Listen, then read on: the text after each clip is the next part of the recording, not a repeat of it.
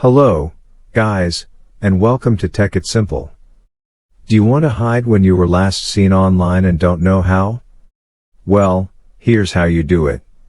Simply go to the Messenger app on your mobile device. Then, on the top left corner, you will see something like 3 lines next to Chats. Click on it. A new sidebar will open. On the top right of the sidebar, you will find Settings. Just click on it, and you will find lots of options here.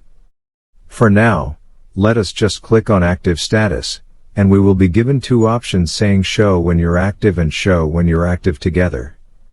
Turn both of them off, and you will be given options to pause active status for 1 hour, 8 hours, until tomorrow, or until I change it. Select whichever one you want and hit on the pause button. And that's how you do it, friends. That's how you hide when you were last online.